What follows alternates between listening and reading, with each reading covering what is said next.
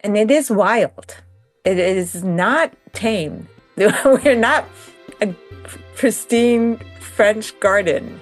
We are a You're a wild jungle. forest. Yes, exactly. When you turn over a log, that that life proliferating in that dark, wet space, that's what we are. Mm. And cultivating the ability to enjoy the wildness, makes the whole thing much more fun.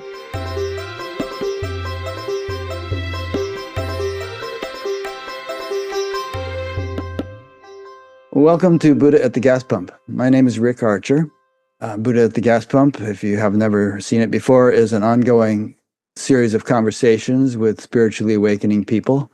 Done about 725 of them now, and if you would like to watch previous ones, go to batgap.com and you'll see them organized in various ways, and you'll also see a link to an audio podcast thing where you can subscribe on iTunes or Spotify or any of those things. This program is made possible through the support of appreciative listeners and viewers. So if you appreciate it and would like to help support it, there are PayPal buttons on every page of the site and a page that explains alternatives to PayPal. My guest today is Lisa Carrillo, and I'm going to have her introduce herself rather than me read a little canned bio. So Lisa, tell us about yourself for starters. Well, thank you so much, Rick. It's really great to be here. And I actually had a chemical engineering degree and was working in engineering and product management. But spirituality was always, since I was a child, the most important thing to me. And there came a point when somebody told me enlightenment is real. And I had no idea what that meant. But to me, it meant something very intimate and alive with the infinite. And I wanted it. It rang a bell. Yes. So I started listening to many teachers, some of whom you've interviewed. And at a silent retreat in 2009, my thoughts of an individual person just completely dropped away. I saw the mechanism in my mind that had created the sense that I was choosing, I was making things happen. And it was a lot of machinations my mind had to go through to create that individual identity. So once that was gone, and it stayed gone for 3 weeks or so, I could just see so clearly this singleness that is erupting as everything. And then those thoughts came back, but they no longer seemed real. Instead, they just seemed like a curiosity to explore.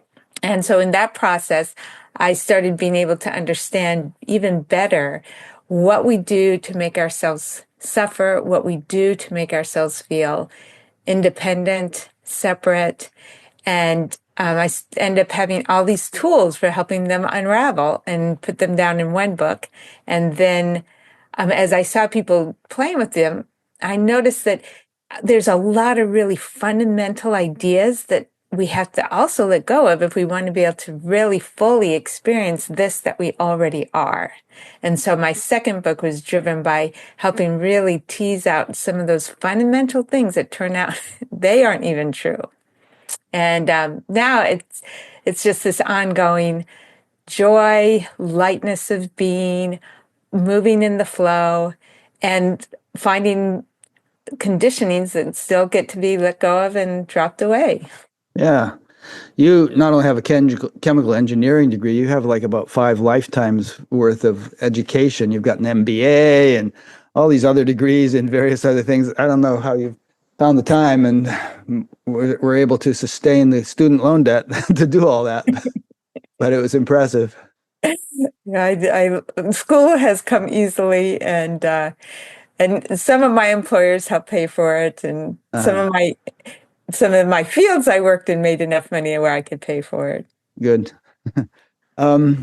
So I seem to recall I read all of your second book and most of your first book, and I seem to recall that even as a young child, like 3 years old and all, you had certain insights that perhaps were precursors of the fact that you ended up on a rather spiritual path. You want to tell us about those a little bit? Yeah, sure.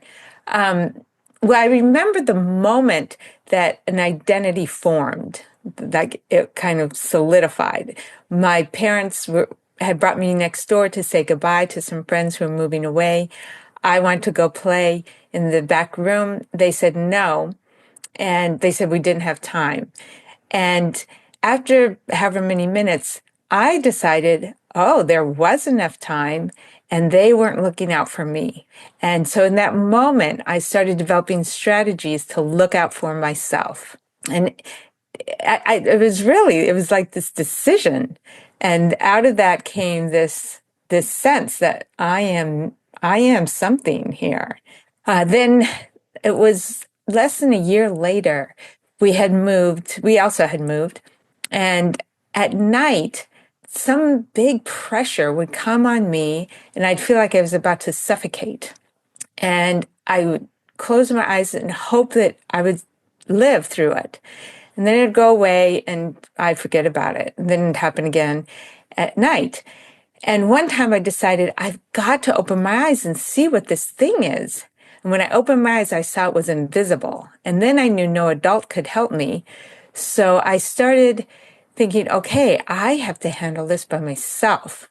And what I realized is I wasn't stronger than this thing, but I questioned, well, was I actually being hurt?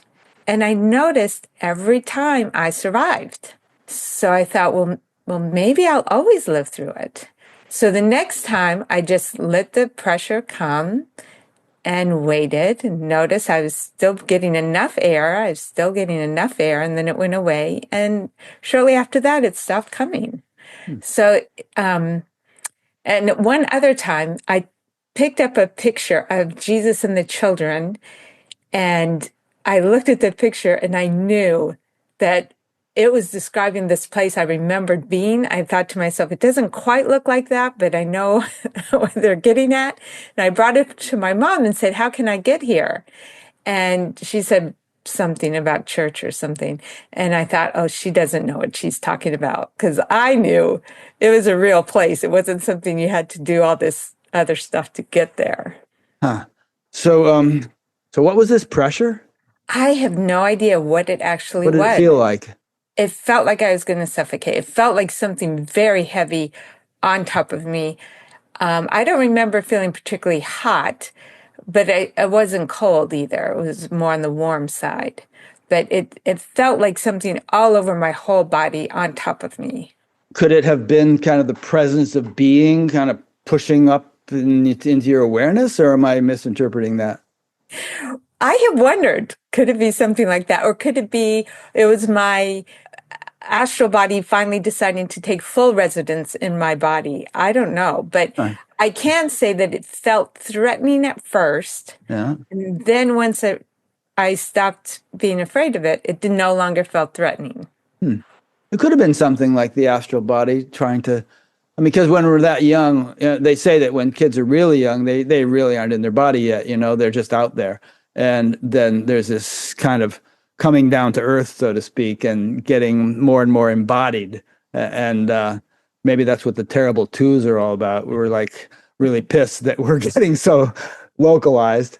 Who knows? I don't know. Who knows? Yeah, exactly. The thing I can say is that it feels like a gift. Now that I have had that experience, there's a certain amount of fear I could never have after that, because I just know what is right now is what you have. You can't be afraid of what isn't here. Right. Yeah.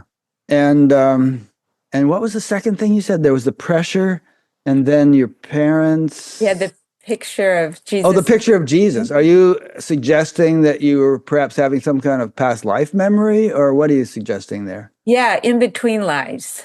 In between Yes. lives. So you're not saying that you were one of those children that hung out with Jesus. You're just saying it was reminiscent of some kind of higher realm that you could still vaguely remember. Yes, exactly. Okay. Yeah. You've probably heard about these children that remember past lives. And of course, people like the people Michael Newton used to hypnotize into remembering the period between lives, if you've ever read his books and things like Yes. that. And of course, young children are much more likely to remember this stuff than older people because they're more open. Right, exactly. Yeah, I love Michael Newton's books. It has definitely brought back memories for me. Yeah. Yeah. Huh. Um, And okay. Go one ahead. thing about that, so even the soul is still not as real as what we are. So it feels to me like there's these levels of awareness. Like the physical realm is the least real. It's the most transient, the most like a play. But even the spirit realm, the soul realm is still somewhat of a projection. And what we are, that's the absolute. Hmm. That's so while certainly I feel the strong draw to the soul realm, the what we are doesn't require any of that. Right. It's here and what we are. And Yep. it's yeah. Do you know about the Panchakosha model in Vedanta? No. Pancha means five, and kosha means sheath. And so the five, I'll go through it very quickly, but but first the dog wants to get in my lap. You want to come up? Come on, come on. There you go. Here he is. Boy. Right. So the grossest one is called the Annamaya kosha, and Anna means food, and it's the physical body which is made of food. And then subtler, who is Pranamaya kosha, breath. Subtler than that, Manomaya kosha, mind. Subtler than that, Vijnanamaya kosha, intellect.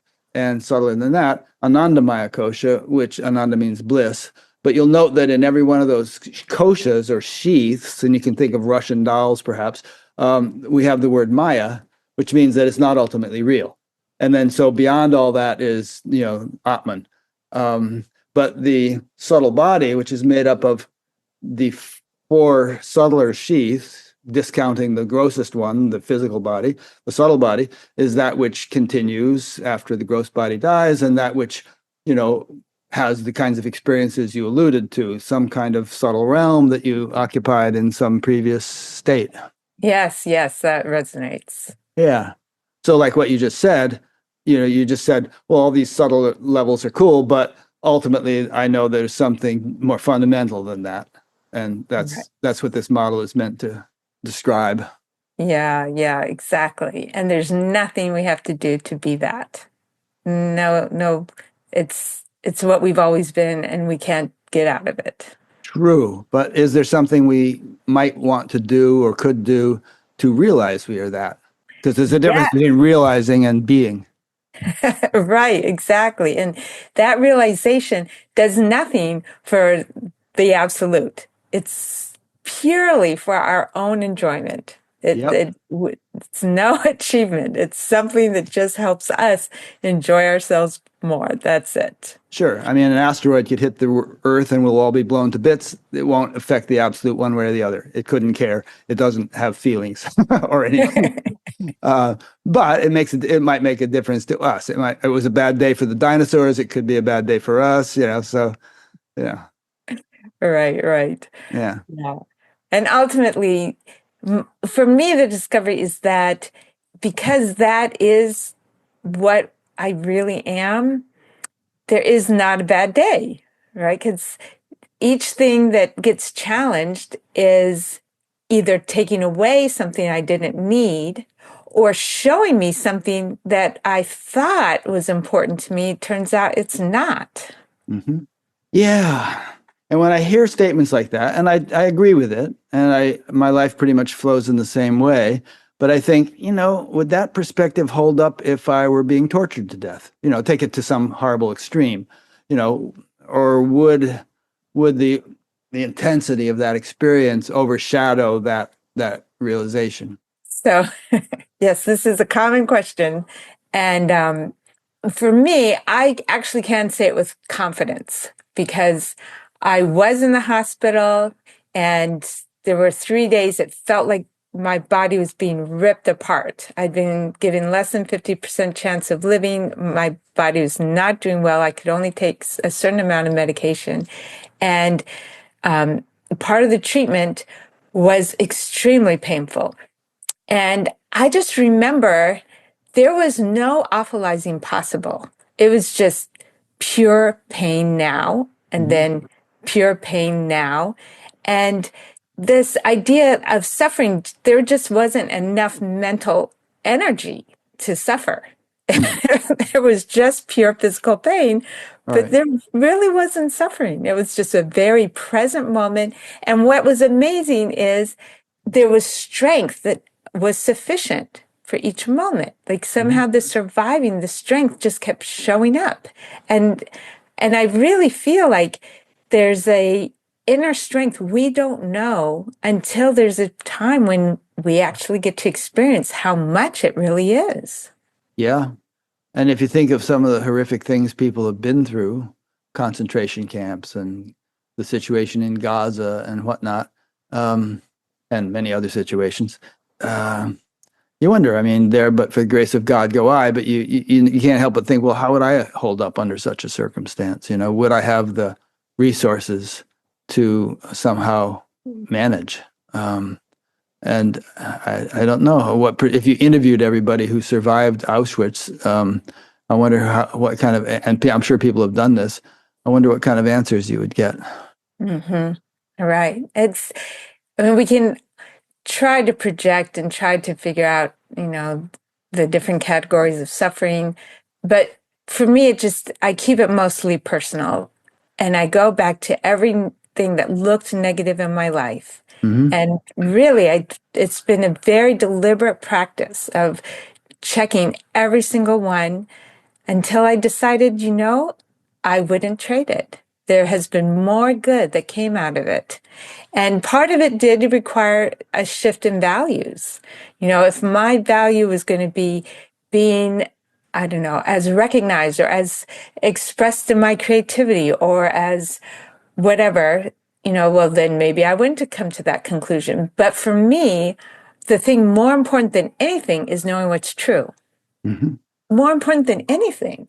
And every single one helped me get to the point where I knew more and more what's true. And I wouldn't trade that. I would not trade that. Yeah.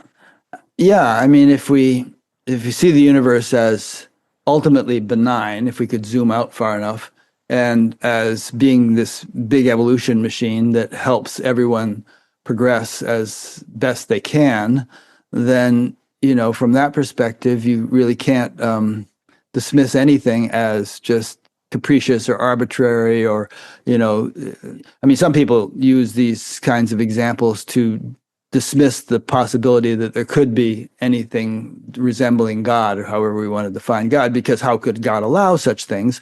But, if we think of God as all-pervading intelligence, which has this, I don't want to say agenda, but which has this evolutionary force or imperative that guides the universe or governs the universe to evolve more and more, and all the souls within it to do so, then as difficult as it may seem, from that perspective, you kind of have to accept that everything that happens is in the interest of evolution. Right? And if anybody wants to send in questions objecting to that, that's fine with us, but because I wouldn't blame you. It it feels like we are it. I mean, we aren't separate from that. And Right. in fact, it is love driving us out to an experience of separation to bring back these experiences. I mean, it is love that motivates this. Mm-hmm. But as a concept, I don't know that it's at all helpful. But what seems to be much more helpful is really getting to know this that we are. And and I know you have intimate experiences too. As we feel this infinite, we feel its benevolence, we feel its creativity, we feel its harmony. There's just an opening, a relaxation that happens, a letting go, a willingness to savor, just a sweetness that starts to pervade life. And I mean, my gosh, what Yeah. more could you ask for? You may know that T.S. Eliot line about coming back to the place from which we started and knowing it for the first time. If we could get all philosophical here for a second, although we already have, what would you say is kind of an unfair question, but what would you say is the purpose of the whole rigmarole? I mean, this whole kind of going out, as you said, and then bringing things back, and you losing the pure intelligence losing itself, as it were, apparently, supposedly, and then rediscovering itself. I mean, what do you think is the purpose of that game?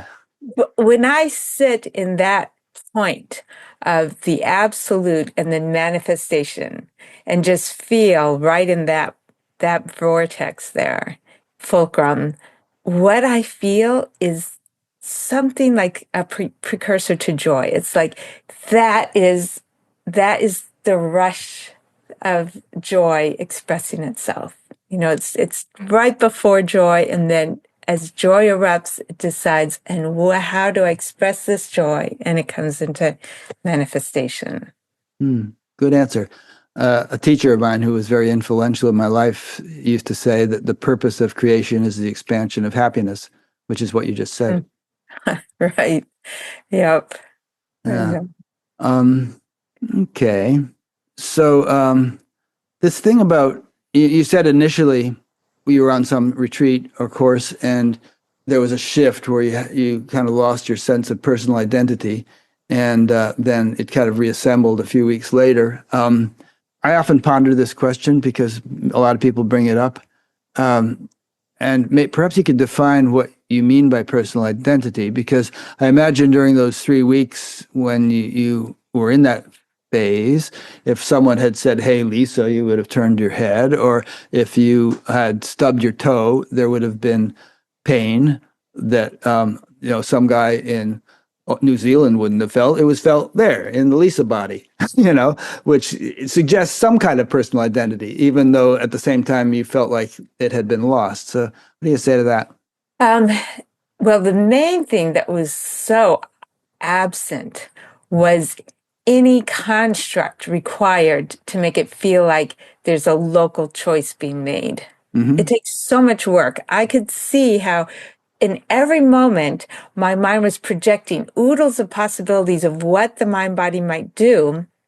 And then when the choice came through, which was coming from somewhere much deeper, then all those other options would fall away, and the one that actually happened would crystallize, and then it would feel like I had chosen it because I had pre-thought it. Except for I had pre-thought every other thing too. I just was forgetting that. So all there is just this one harmonious movement, like a giant choreographer. That's all there ever is. So there never can be a mistake. And this harmonious movement just erupts in through each mind body. It's kind of like when you're trying to make a decision and you don't know what to do, you can't make yourself make a decision. Like I would, and I guess kind of can still do this, feel into, okay, well, what if I did that? What if I did that? And just feel which one feels like there's an avenue inside for it. Because what's going to happen is where the avenue is coming out of the absolute. So that's kind of the biggest way where I would say there's not a personal being here. Huh. So it almost sounds like there is and there isn't. So there's your mind, which does mind things, like, what about this? What about that? And individual mind having thoughts. But then when it comes right down to it, when push comes to shove, the action tends to be a spontaneous expression of some intuitive thing that is beyond all that mind chatter. Sounds like that's what you're saying. Yeah, exactly. I would say the mind is almost like another sense organ. Mm-hmm. It senses ideas and organizes the ideas, but it can't really make anything happen. It's kind of like the tongue, it tastes food. If it tastes something bad, it'll spit it out just automatically. But, it can't make another flavor come into its experience. The mind can't create anything. It can just receive. So yeah, it doesn't feel like the mind is anything more than, an organizer. Yeah. The other day I rewatched a little video that I love, about 3 minutes long, by Carl Sagan, called Pale Blue Dot. don't know if you've ever watched that, but it's a picture of the Earth taken from somewhere out around the rings of Saturn. And you can see this little pale blue dot. And Carl Sagan, you know who he was, right? He was a famous astronomer, goes into this explanation of it's on this little dot that all these wars have been fought over little tiny bits of the dot, and people have considered themselves to be so important because they are the ruler of that little tiny bit of the dot. And it all seems so absurd from that perspective. And the reason I thought of that is on the theme we were just discussing, that the mind can only comprehend so much, a human mind, right? It's very limited in its comprehension. We have little snippets of this information and that experience and that learning and so on. But it sounds like you're saying is that when the action actually arises, it's arising from something that is not constrained by mental limitations. We could think of there being a kind of a field of all knowledge that underlies everything, and that can somehow motivate individual life. There's a saying, I think I told you this on the phone the other day, that Brahman is the charioteer. So that there's that vastness that can actually guide the reins of our life, despite what our individual mind might conjure up. Right, which is always guiding the reins of our life. And for me, it feels like this perfect, harmonious web that is spontaneously intelligent. So Yeah. as different things shift, it doesn't have to pre-plan. It just brings all the shifts into the next perfect moment. One thing that I can say seems helpful in being able to feel this is what part of us can sense space or resonates with space.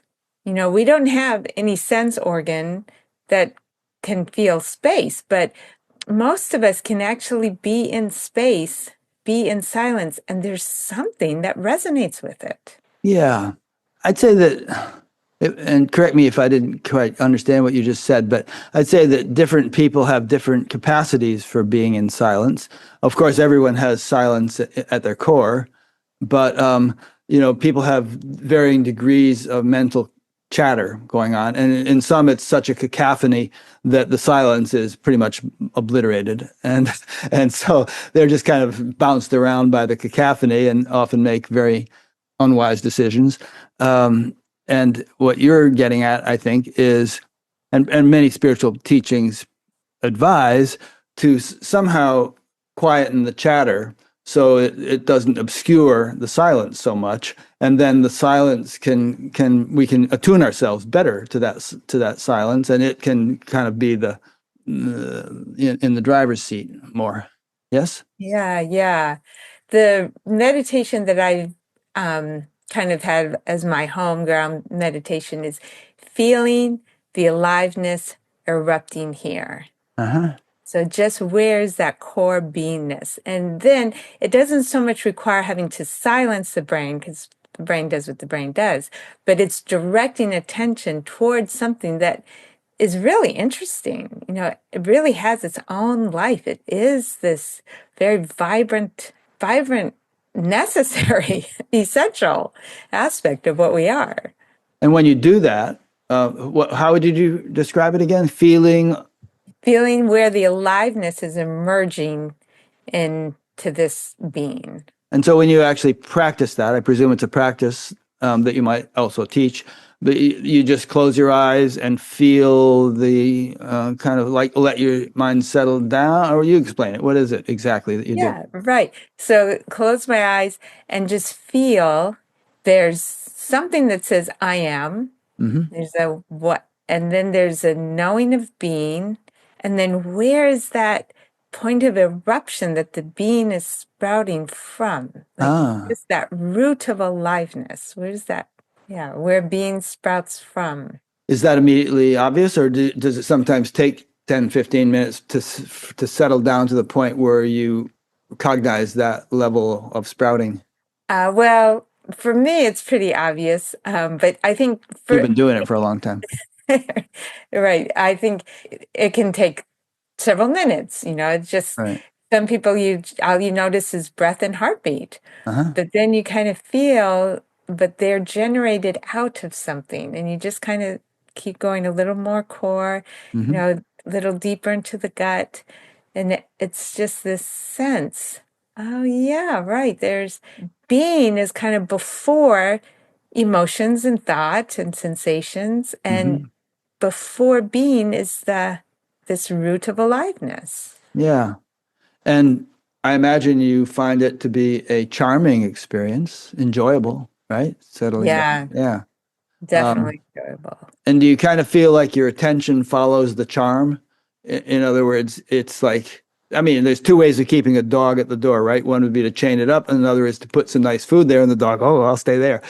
So there's some kind of charm that leads your attention inward, would you say?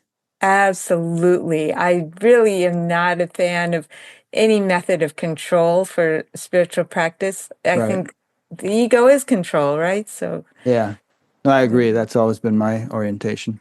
Um, so I presume you actually do, I mean, aside from the fact you have a normal job and stuff, you do some spiritual teaching, right? You work with yeah, some people and all, and you teach them this.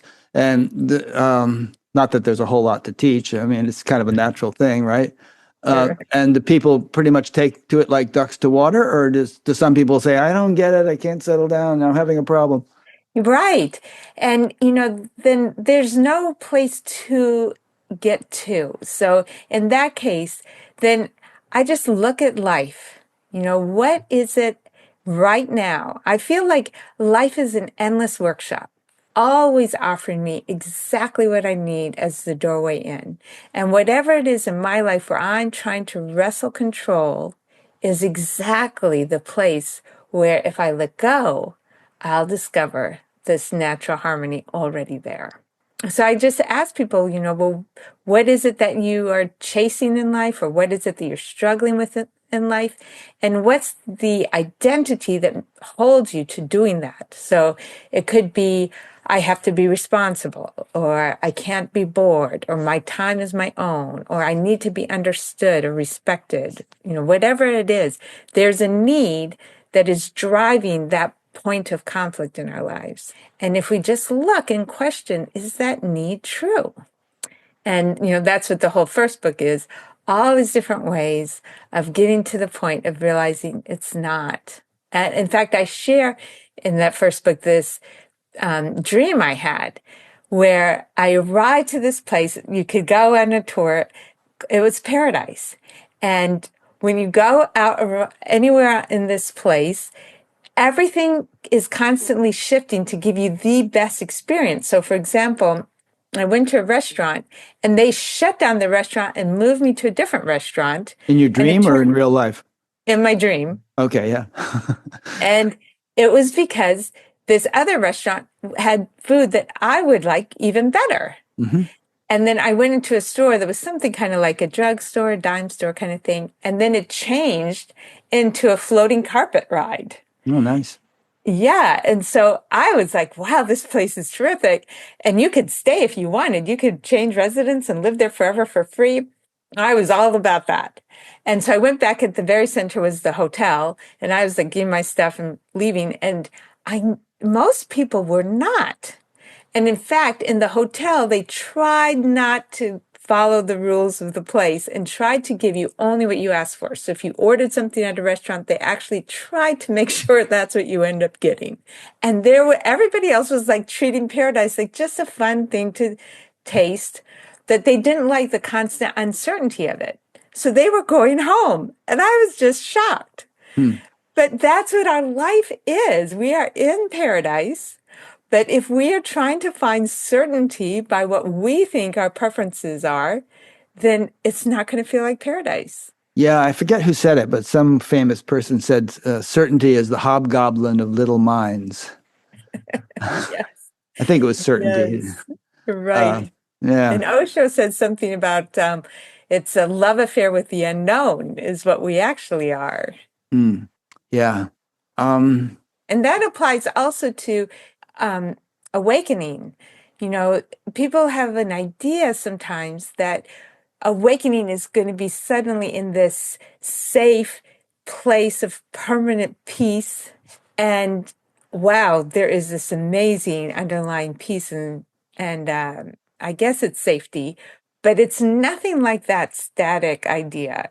There's no permanent anything. It's constant impermanence. And it's this welcoming of the impermanence, the welcoming of the dynamism, the constant now that is always different, rather than a stabilized box of any sort. Yeah, I forget what spiritual teacher said it, but somebody said that you're in free fall forever, but don't worry because you're never gonna. There's nothing you're gonna. There's no bottom. You're not gonna go splat. Yes, yes. Yeah. Yeah. And it is what has gotten us this far. You know, originally I would have thought, well, it was all my efforting that got me this far, and now I'm turning over to something else, and how can I trust that? But it turns out my efforting never did anything but put labels on everything. So if there's anything good in my life right now, I owe it to this that we are. And if I think I've got something pretty good, then well, there we go. I can Yeah. it's going to continue being pretty good. So let's talk about efforting a little bit. So, let's say you're a college student and you need to study for exams, and that's going to take some effort, and you need to apply yourself throughout the semester and so on to get good enough grades to stay in college, to go on to graduate school or whatever you want to do. You can't just sort of like spend your time going out to parties and bars, or you can, but you're going to flunk out. So, maybe you could contrast for us the notion of just following your whims wherever they may lead, or disciplining yourself a little bit, and making the choices even though you feel like going to the party. Well, I have an exam tomorrow. I don't want to be hungover. I better study, and making actual decisions that Yeah. perhaps make your life turn out a little bit more successfully. I love this question. So I went back to school Hmm. in 2015, and I was very curious, how is this going to work? So I realized right away I couldn't even be certain I was going to graduate. Like Hmm. there's just not a knowing of that. But there also is not an attachment to my life looking any particular way. So as it arose that, oh, it turns out this test is going to require more intense time than I thought, there was also the motivation that arrived. Now, I don't own that motivation. I don't own any interest. I don't own any desire to participate or improve or give. None of that is is local. But I just checked, okay, I did poorly on a test, and lo and behold, the motivation to cut back on my social life and spend more time studying just showed up. So, okay, well, there's the motivation and there's the interest. Seems like we're going forward. And so I just kept doing that until I graduated. Yeah. And the same thing with taxes. I was like, okay, what if I truly don't even pretend I'm good at effort? Let's just see what happens with my taxes. And lo and behold, there was this thought, okay, taxes are going to be happening. And after a few weeks, and here's some time, and here's the things to do. And there was no resistance. That's the thing that is really gone. Once there's no resistance, there's no preference that things have to look a certain way, then when something comes up that needs to be done, there's just willingness. And Yeah. taxes always get done well in advance. Two quotes come to mind. One is humility is the quality of not insisting that things happen any particular way. That's one quote.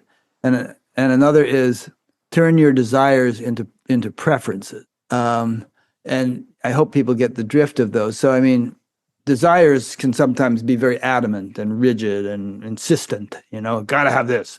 But it's more like you can think of Jesus in the Garden of Gethsemane, if it is possible, let this cup pass from me, and then after all, let thy will be done. And there's a difference between, and desire implies individual insistence and concretization, if that's the right word to say, where you're just kind of like it's got to be this way, my way or the highway. Whereas preference is, okay, this would be nice, but let's see what the nature has in store for me, you know?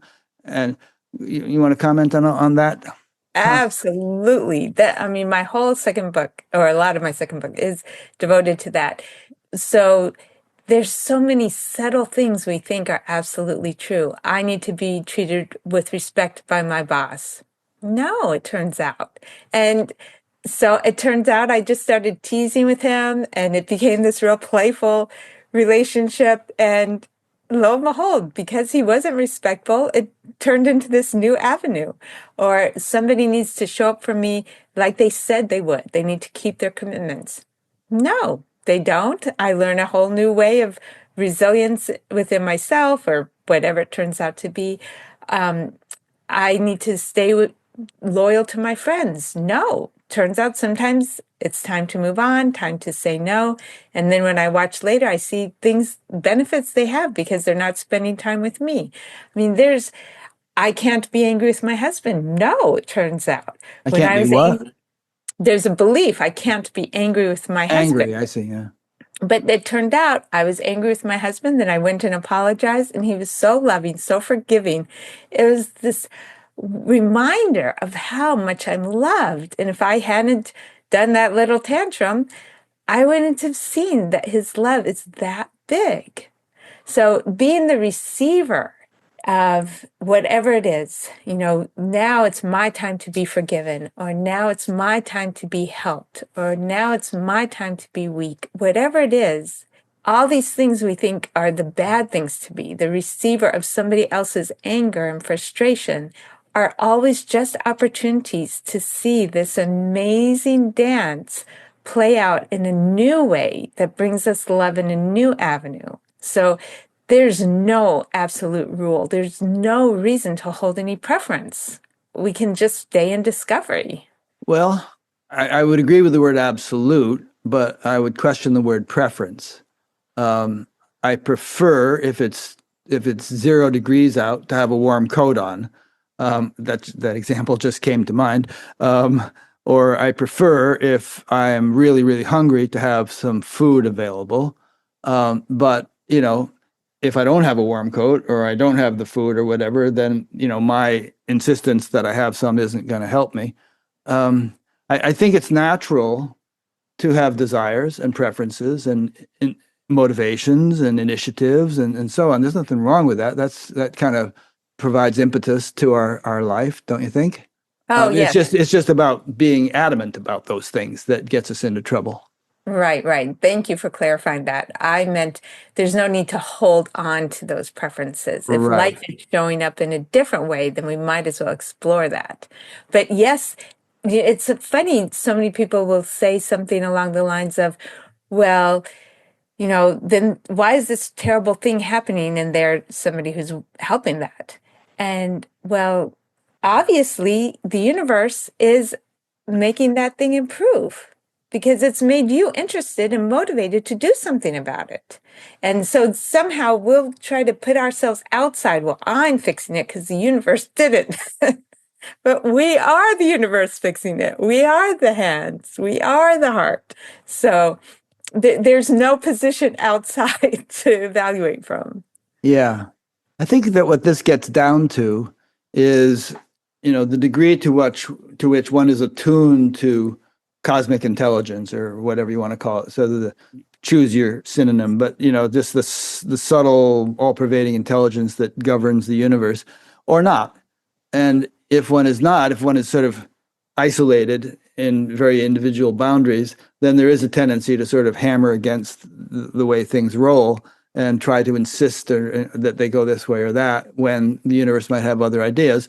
But if you're kind of more, if your orientation is perhaps more with the unboundedness than with the individuality, although you have both, then the individuality is more of a willing participant in the plans of the universality. Yes, yes. And, this is always a difficult conversation because even that is not absolute. So, And the words are inadequate, but yeah. right, right. If if our experience right now is that we have to be adamant, like we just can't be any other way, then that is what the universe wants to experience through us, and adamants go at it. And there may be situations which call for that, you Right. know? And adamants, it will eventually run its course, and generally, fluidity starts to arrive. But, exactly. There's no thing that isn't right for a reason at some point. Yeah. I mean, I've seen videos of somebody trying to kidnap a child who's walking home from school, and somebody intervenes and said, "No, you are not going to do that," and they are adamant, and they make the situation stop, and bravo for them. It would not, it's not a situation that calls for, easy peasy, whatever happens. Exactly. This that we are is not passive. Right. It is so dynamic. We are so alive. It is all that. In fact, I would say it's more dynamic than what our egoic idea is, because there's no more second guessing, and there's no more, well, what if they don't like it, or what if it doesn't succeed? None of that. There's just a willingness to just move forward and move forward and move forward. Yeah. There's a Gita verse which keeps coming to mind, so I might as well just say it and let you comment on it. We can discuss it.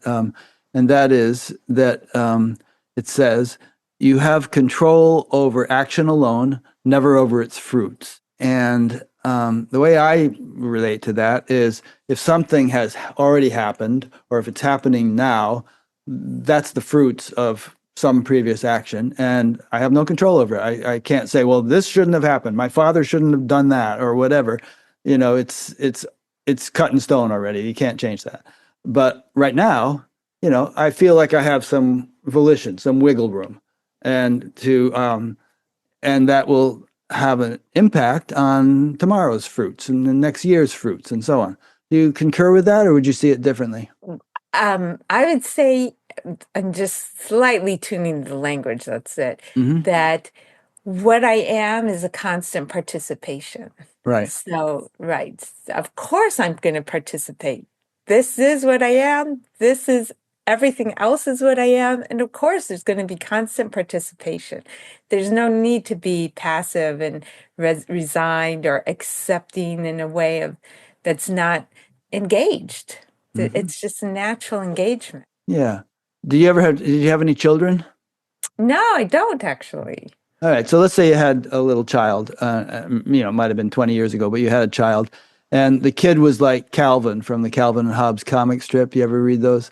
Uh, and Calvin's favorite breakfast cereal was chocolate frosted sugar bombs, and he at least used to like to dump a lot of sugar on top of it in addition to the sugar that was already in it. And so then naturally Calvin would have a huge sugar rush and then crash later on.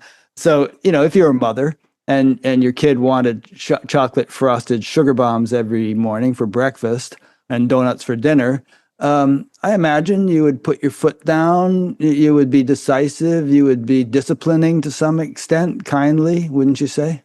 Right. I would want to help the child cultivate a taste for what actually made them feel good. Right. There's so that's something, um, anytime that we're suffering, we've abandoned what makes us feel good. We've attached to an idea, and that idea is very painful. And it feels like letting go of that idea is going to be more painful. Well, what if I just let these people not understand me?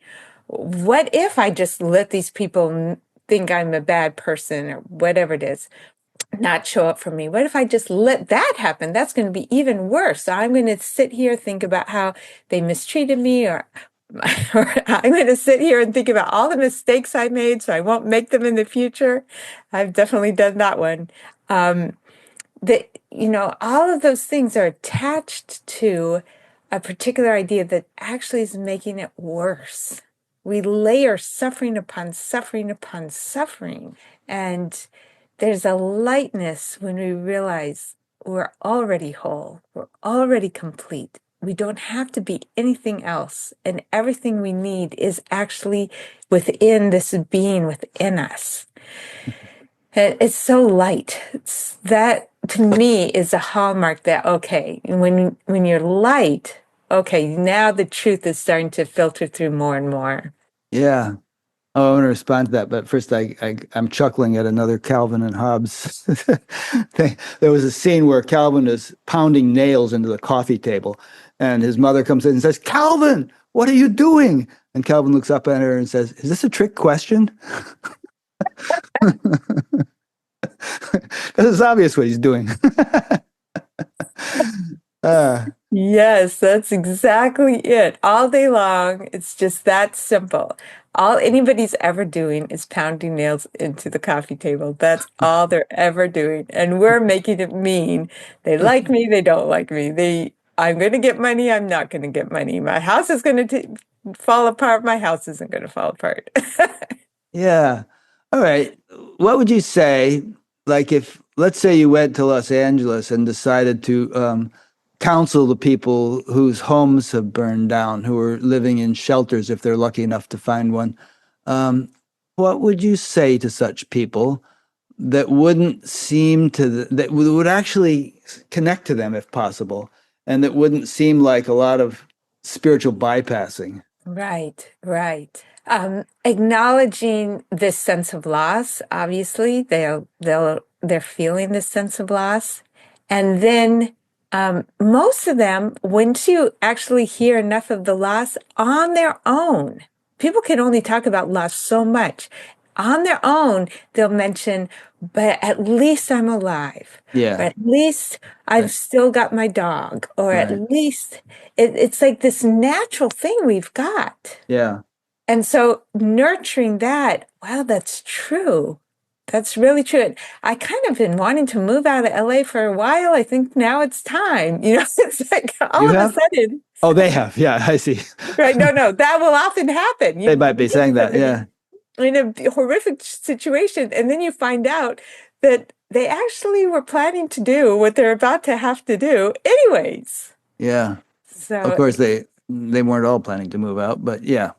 Um, I use examples like that because these spiritual principles that we discuss sound fine. They sound lovely, but they kind of have to meet the nitty-gritty of life and be interpretable in the most dire of circumstances if they are really solid, if they're really valid, I think.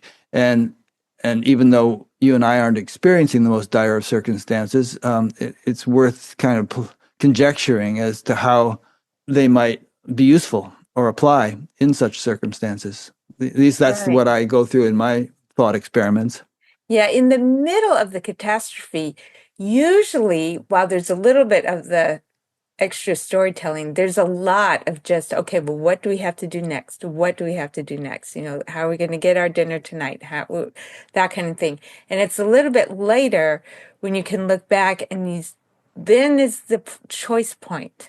Am I going to re-traumatize myself by adding on all this? Oh, I was so bad, I should have done this, or now this is going to happen and I'm never going to get that. Like, we awfulize, and just gently noticing, helping people notice, wow, I'm actually making myself feel worse. Yeah. Like I'm rehearsing all the mistakes I made that led to this, or all the future things that won't happen now. But really, that's not the truth. We don't know what's the future. For me, it just keeps turning out good things always come. And all those things I thought were mistakes were essential. So the interpretation just adds so much pain, and just helping people step back from the interpretation, notice the good that is being provided, and really being focused on, okay, how, like when I was being crushed, am I okay right now? What's the next thing I've got to do? Is there support around me to help that happen? Yeah. Okay. If anybody who's listening to this wants to send in questions that are good cases in point about the things we're talking about, feel free to do so. I was just thinking about a webinar that I participated in yesterday, and there was a woman who had worked a lot for the Kamala Harris campaign. And she said she's been in a state of deep depression ever since the election.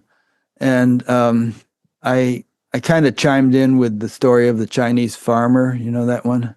Yes. Yeah, who keeps just saying, "Well, we'll see." Every time something happens that either seems catastrophic or wonderful, he just says, "We'll see." You know, uh, I think things go in cycles, and it's not nature goes in cycles naturally. The whole universe goes in cycles, and it's inevitable. And I think night or winter, let's say, isn't a bad thing. It's if we didn't have winters, we wouldn't have summers. I mean, at least in temperate climates, you need those cycles of rest and activity.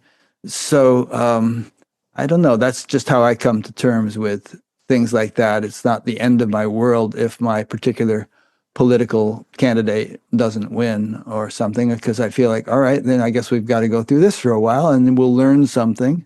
And it might appear that damage is done, but somehow that's how humanity progresses through fits and starts, wars and peace.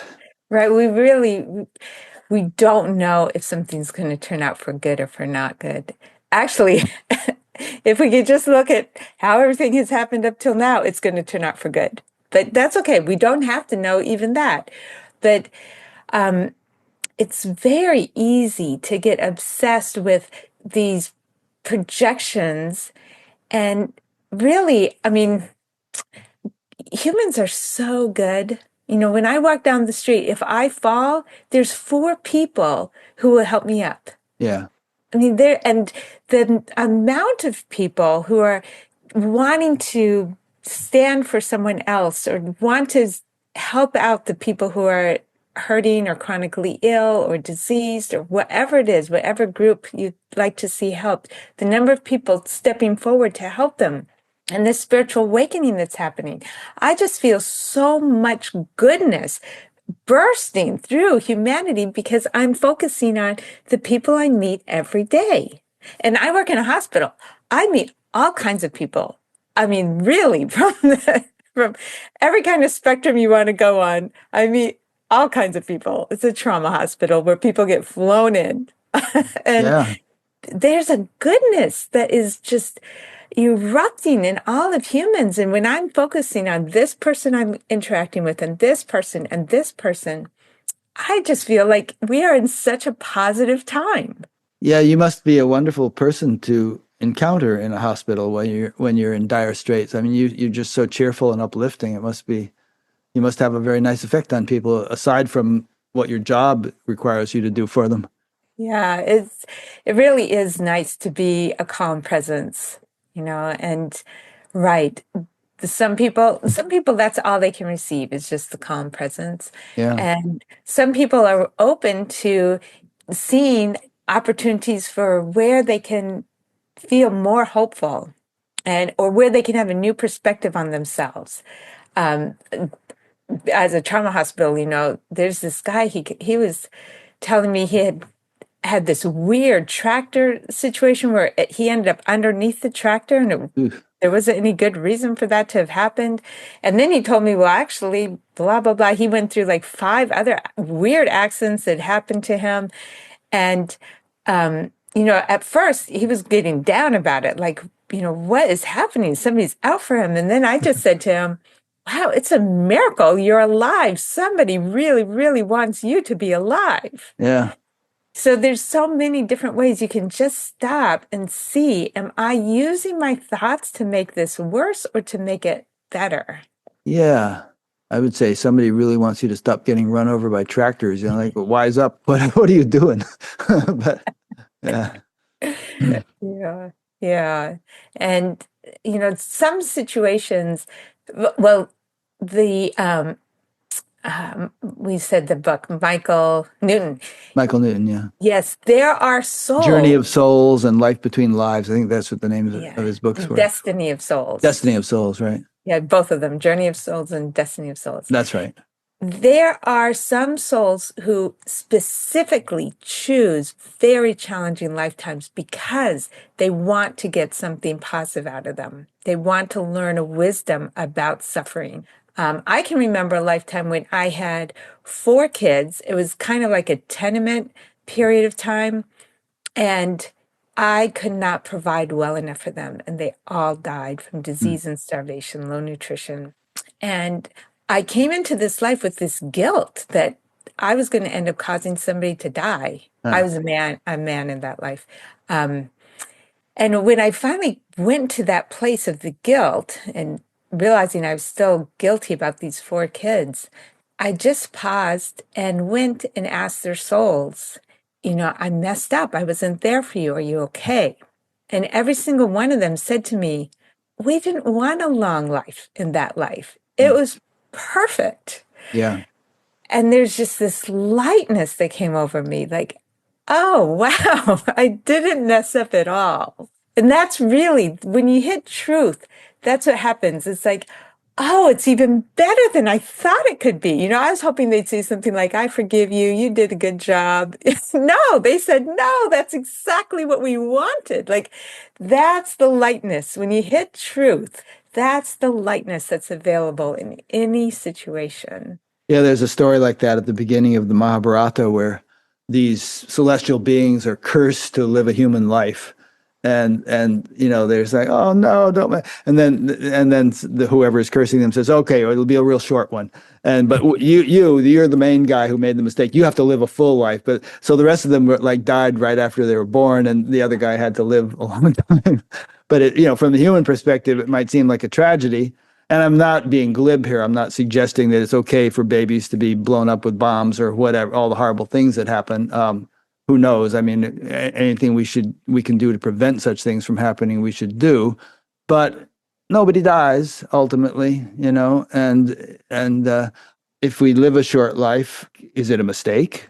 Or is it do we have a contract, so to speak, that designates that this will be a short life, and then we fulfilled our contract. Right. It's just gift after gift after gift. And so the mind lots of times needs these concepts to relax. So the concept that, wow, I'm a healer soul over many, many lifetimes, and I wanted to have this horrible body for this lifetime to help me develop my capacities, or I wanted to have this mental illness to help me develop my capacities. It helps our mind relax. Yeah. And then fundamentally, more and more, the mind just knows, okay, well, maybe there's good here that I don't know. And so then the mind starts to just automatically relax because fundamentally, we're more in touch with this goodness that is so deep, that is what we are. So, we play with the mind to help it get these other perspectives that aren't also true. There's no true theology or dogma.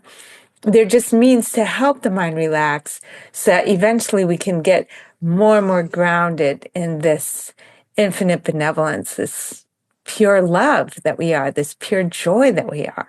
Do you have many experiences like that where you remember past lives? Yes. I remember one that was almost pure suffering. I was some kind of a slave in this place where they were using humans in a place where it wasn't good for humans. Like it was way too hot because they were doing something with very hot fire, but they needed, a human body. So they just worked them till they died. Wow. Nobody lived past 30. We just it was just worked till we died. But that developed this sense of strength in me. It developed this sense that, okay, I'm unharmable. Look what I survived. That lifetime was so invaluable. Yeah. So yeah, I had another one where I was coming out west, somewhere out in the Redwoods or Northern California or Oregon, Washington kind of area. And I had my young bride, I was bringing her. I was so excited. We had all this potential. I had worked hard to have some money to establish us where we were going, and she died. None of my dreams happened. And I felt so lonely. And I became a very contributing person in my community. But I just thought of her my whole life. And, we had this like deep melancholy while I was participating in life. And then as I came back to that, because I was tuning into that life and resolving it, I checked to see, was I ever really alone? like I felt alone, but was I alone? And when I asked that part of me, that question, no, like I had always held her memory as an inspiration for the rest of my life. I had all these people I interacted with. It was actually a very rich life. Even those few years with her, she was such a vibrant person. Those few years were a gift. I mean, they really propelled me through the rest of my life. Hmm. So no, I had never been alone. How do you remember such dreams in such detail? Do they just come to you spontaneously in visions, in meditation, in dreams, or what? So I took a course with the IAC to International Academy of Consciousness to learn how to do astral travel, and the vibrational state is where I seem to have most access. So what I'll have is I'll have a feeling in this life, and it just doesn't seem quite in proportion to the situation. Like I can just feel there's another element present.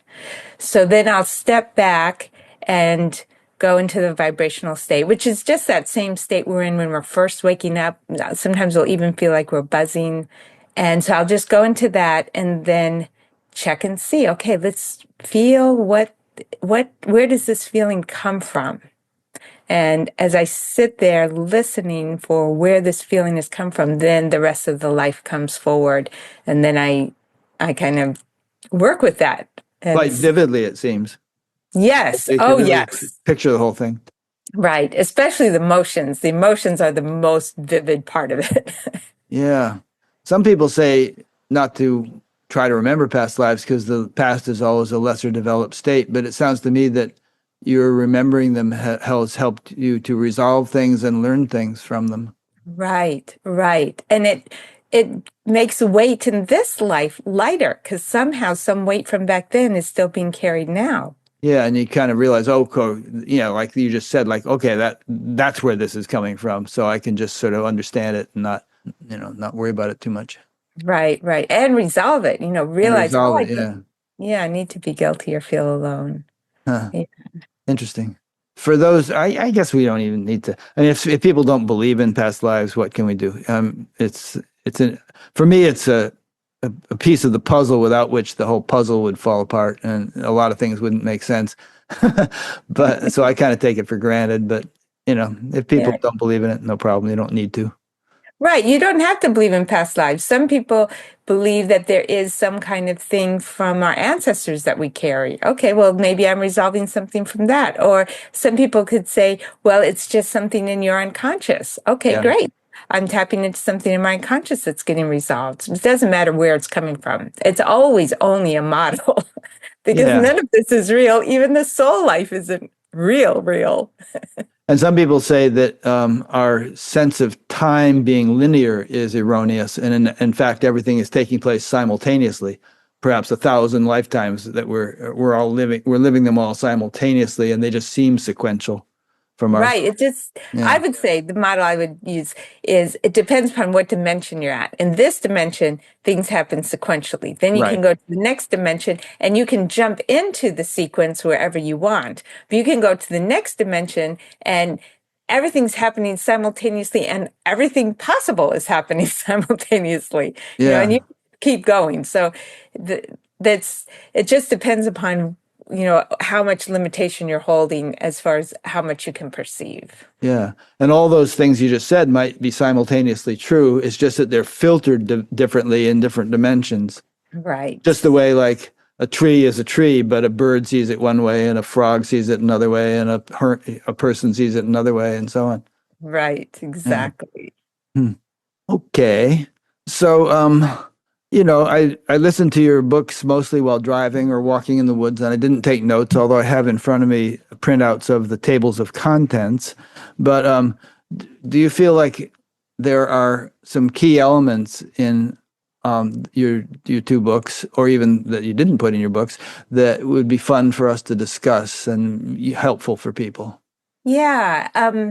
I think as we're learning to let go, there's what I've heard. I can't remember what I called in my book. It's this sense of basic goodness that enables the letting go to happen. Because I kind of see it as two things. Here's a side note. We've got the deepening that knows more and more what we are. And then we've got the unraveling that's dropping conditioning. It seems like both are important.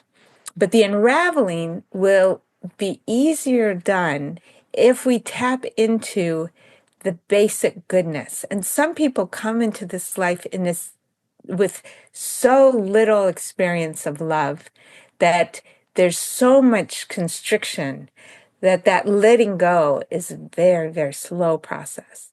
So how can we build up the sense of goodness so that the constriction can start to relax? And gratitude is one way, just checking to see what good thing has happened, what good thing has happened, setting positive intention, just because what we fill our minds with filters in everywhere, right? So if we're setting a positive intention for the day and then we see that some of it happens, it's like, oh, wow, yes, there is some goodness here. So there's a lot of practices we can do to build that sense of, oh, there is a goodness here I can relax into. And I'm sure I'm not the first person who has said that. You maybe know some other ways that people can tap into this. Oh, yeah, right. There is a holding, like every mistake I've made. And yet, look, my life didn't go down the drain. Yeah. Or what if it did seem to go down the drain?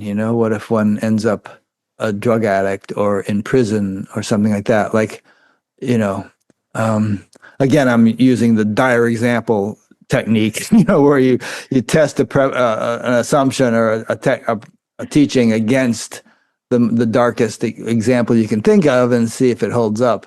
Like there are a couple of kids in this town who murdered their Spanish teacher because she was giving them a failing grade, and now they're in prison for 30 to 35 years. And I don't know if you could talk to those kids. Yes, Fair to ask you this, but if you could talk to those kids, what would you say to them? I would love to talk to those kids Hmm. because I 100% know that they wouldn't say their life is 100% misery. They wouldn't. I Yeah, mean, they would so probably say, far, "Well, I really screwed up, but I learned something, and I'm going to try to." In fact, I watched the trial of one of the kids or parts of it, and he was saying, "I hope I can make something good out of this. I hope I can, be an example to other kids to not do such a thing, and perhaps I can learn something when I'm in prison, and better myself in some way, that kind of thing." right. They could be going through school. They could be meeting other prisoners that they end up being a light for. I mean, you just, when you cannot try to be in somebody else's shoes. You have to ask them, so has any good shown up?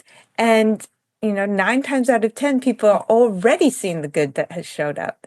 And if they aren't yet, there's no need yet for them to see it. You can Mm. allow their misery. That's okay. But probably it's not going to stay misery because it just turns out good shows up. And you have to ask them. You can't but I am 100% sure that if I asked every prisoner, 9 times out of 10 they would say that there has been some good that has shown up in prison.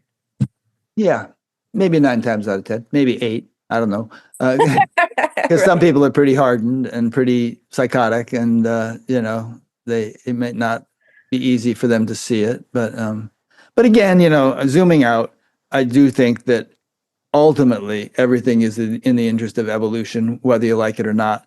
You are on the evolution train, and you can kick and scream, and you can't jump off the train. Right. And again, that concept is just a way of relaxing the mind. Yeah, But the the more enduring the more enduring support is just tuning into what we are. yeah. It just turns out we are timeless. We are unharmable.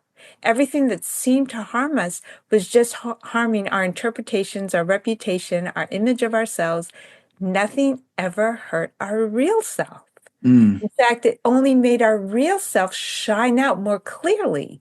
So as we tap into this that is real, we discover that. And um, so the willingness to tap into this that is real, it's a gradual willingness. The more that we think we have to have our own time or be respected or whatever it is, the less the willingness will be there. But, there's probably anybody who's listening to this has already a willingness, and probably way more than that, of knowing this that we are. And it is wild.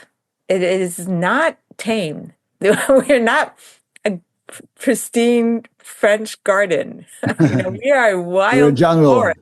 Yes, exactly. When you turn over a log, that life proliferating in that dark, wet space, that's what we are. Mm. And cultivating the ability to enjoy the wildness, makes the whole thing much more fun. Yeah. That's something I have in my first book. And I kind of alluded to it earlier, that we can have these boxes, a box that looks like confusion or a box that looks like I'm getting what I want. But either one of them, the happiness of getting what I thought I wanted and the unhappiness of getting something different, they're still just a box. When we're tuned into for what we are, it's a totally different experience. It's not that box of getting what I want. It's a discovery and a discovery and a discovery. So anytime we're not getting what we want, it's just an invitation into the mystery, to live from mystery, live in discovery. That's where this life force is more obvious. Yeah. The Rolling Stones song, right? You can't always get what you want, but if you try sometimes, you might find you get what you need. Exactly. Yeah. Huh.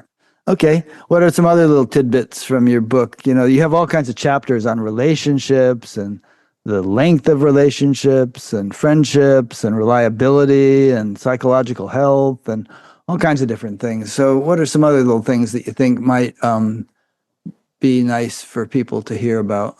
There's no should. There's no should, right? Right. I thought you said no shit.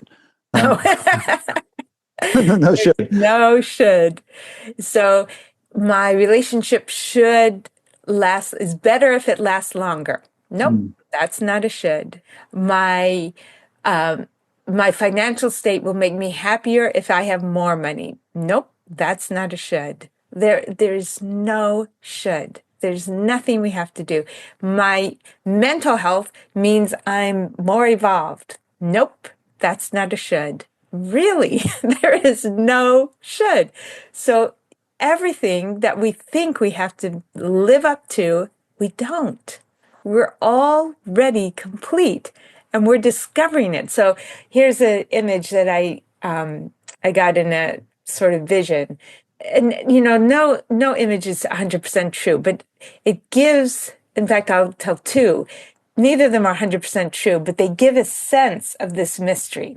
So one of them, here's the infinite, and from its glowing ball, it picks out a recipe of 30 different things, puts the conglomerate together, makes a soul, and throws it out and says, I wonder what this recipe will do. Yeah. You can't fail. All you're doing is showing, oh, well, this is what that recipe does. That's it. You can't fail, but be your own recipe. Just like a cat can't be a bad cat. A cat is a cat. If it's whatever it's doing, it's being a cat. Mm-hmm. And then the other vision I had was on a Ferris wheel. When you're on Earth, you're riding the top of the Ferris wheel, and when you're in other realms, when you're on Earth, you're in the bottom of the Ferris wheel, and in other realms, you're on the top of the Ferris wheel. Well, the people on the top of the Ferris wheel always want to have more than a Ferris wheel experience. They'd like it to feel a little bit more like a roller coaster. So the job of the people on the bottom is to make a big ruckus. So the Ferris wheel will rock a little bit, and then when you're on the top, you get to feel like a roller coaster. Huh. So it turned out that the most mature souls, when they were on Earth, were making the biggest ruckus because the people on the top were getting the best ride. So we don't know who's the mature soul. We don't know whether we're living our purpose. We're always living our purpose. You can't do it wrong. So to translate that vision into a concrete example, Adolf Hitler made a big ruckus. And in fact, Byron Katie said in her book, losing the moon that Hitler brought more people to God, or might have brought more people to God than Jesus. And she ended up taking that book out of publication because it was causing so much of a ruckus. Um, Yeah, are we you? really don't know. That's what I'm We saying. don't know for sure. Neither of these things are true. Like I said, they're just models, but they're opening us up to letting go of our concepts and being in the mystery. That's the Yeah. purpose here, is to be in the mystery and not be so certain that we know that so and so shouldn't be doing that. We don't know what Trump is supposed to be doing. Turns out he's doing what he is Well, he's supposed to doing be doing. what he naturally does. Um, Right. and I don't know, it's like, again, that doesn't mean passivity or not opposing the situation. Like Hitler was progressively taking over more and more of Europe and killing more and more people as he did so. And Neville Chamberlain, who was the some kind of diplomat in England, was saying, "Well, let's just. I think we can appease Hitler. He said he won't do such and such, and all basically Chamberlain did was give Hitler more time to get ready to cause even more damage. And finally, Britain and eventually the U.S. and the various allies said, we got to stop this guy. We can't just sort of be all philosophical about it. He needs to be clobbered militarily in order to be stopped, or it's going to be even worse. So, yeah, I mean, So that's the infinite too. right, it is. Infinite is the force stopping and the force initiating. And that's what our human brains go nuts over. We say, well, the infinite has to be on one side. The infinite is on both sides. It Yeah, is in love.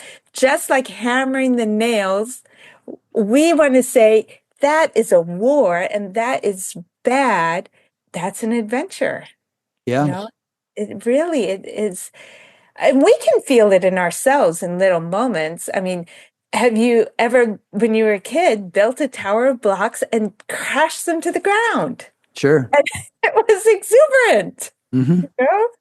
Yeah, So we have that within ourselves. The more I own all the parts of myself, the more I feel the friendliness of the universe because I recognize, oh yeah, I have that in myself. And yet I know that there's a fundamental goodness to me.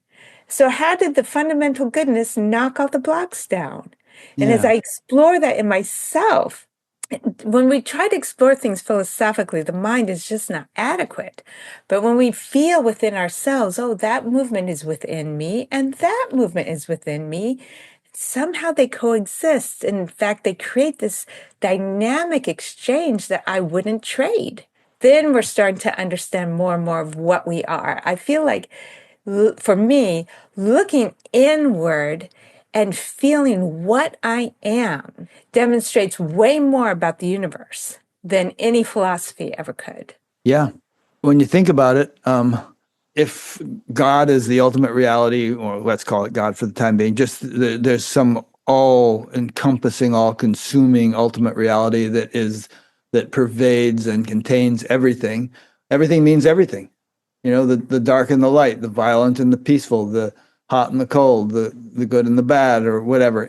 If those polarities, we could say perhaps they don't ultimately have any reality either. But insofar as they exist relatively, the totality contains them all. So I guess the question is, you know, is there a preference? Is this divine intelligence just as content with good as with evil as we understand it, or is there a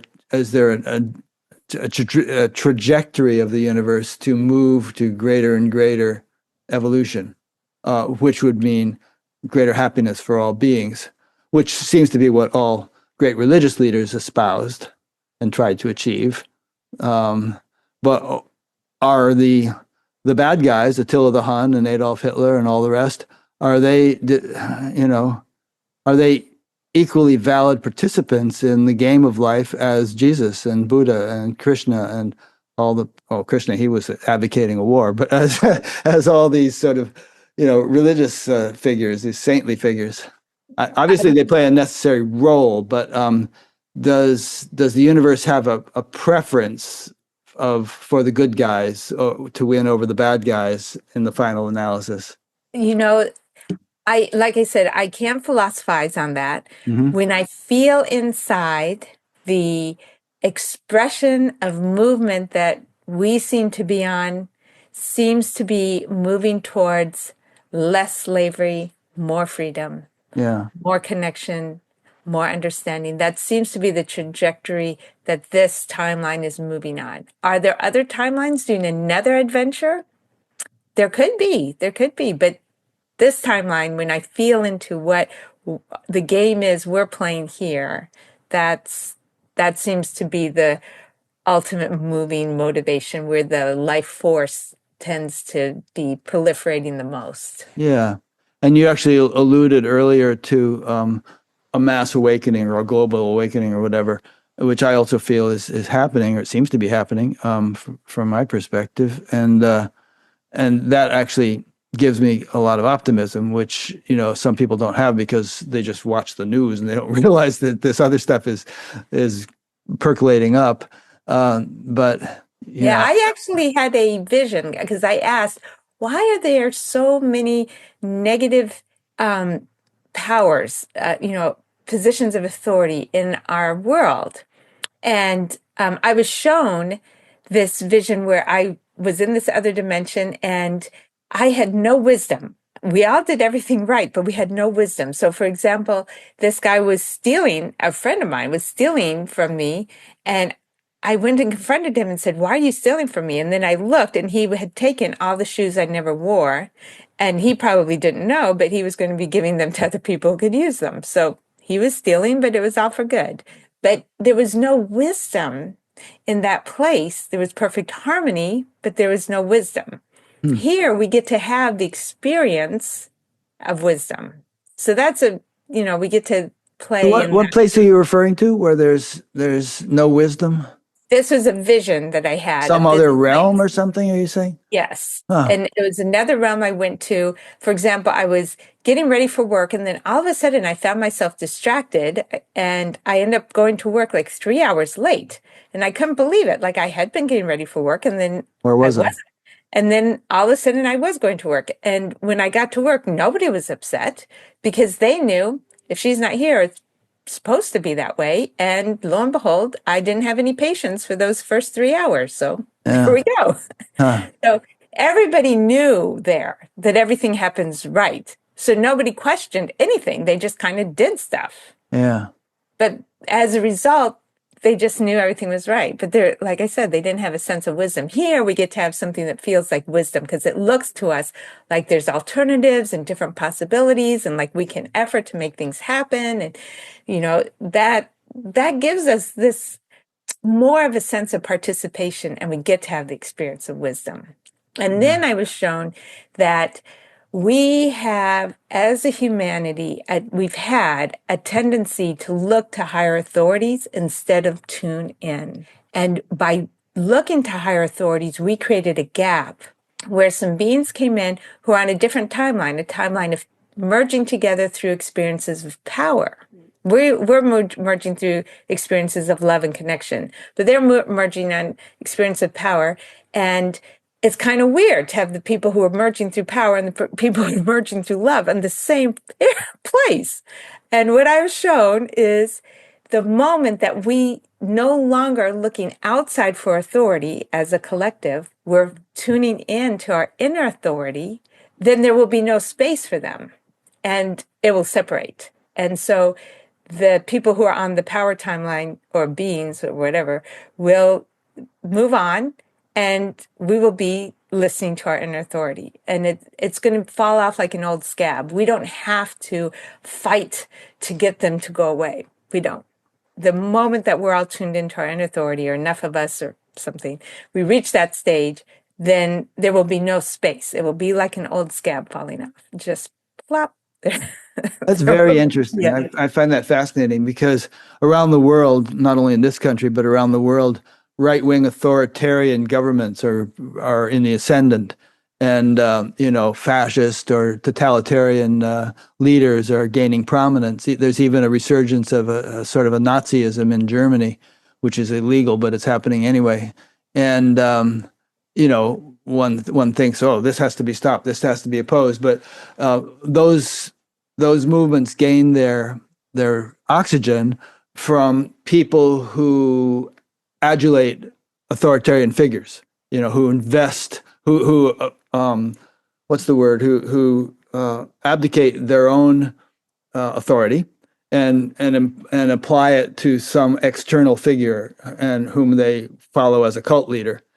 But if one could become more self-referral and take recourse to one's own authority, then those people would lose their support. Very concretely, people would just follow the beat of their own drummer. Is that the phrase? and wouldn't be giving these leaders the adulation that they crave. Most of them being malignant narcissists anyway. Right. I see ways that they are giving gifts, and we could, I find everybody in the world giving me gifts. But yes, wherever there are authorities that appear to be out of control, we don't have to resist them. If it's a calling, somebody came into this life, they wanted to get to be a warrior. Fabulous. Go for it. But if you don't want to be a warrior, you don't have to be a warrior. Just tuning into the inner wisdom is all it takes, and everything moves on to its next stage. Perhaps that's what Jesus meant when he said, resist not evil. Yeah. Exactly. Yep. Yeah. Even people who are considered narcissists, I learned something from them. There's a certain, I want to say self-love. It's not really self-love, but an enjoyment of their self that we could all learn from. Why not just totally enjoy what I am? Doesn't have to be putting it on to other people, but just enjoy exactly my particular recipe. So yeah, I can't see anybody that I would say is pure evil. I can just say, I would agree. Nothing is pure anything. I mean, in the relative field, everything is a mixed bag, with varying proportions. Yeah. Yep.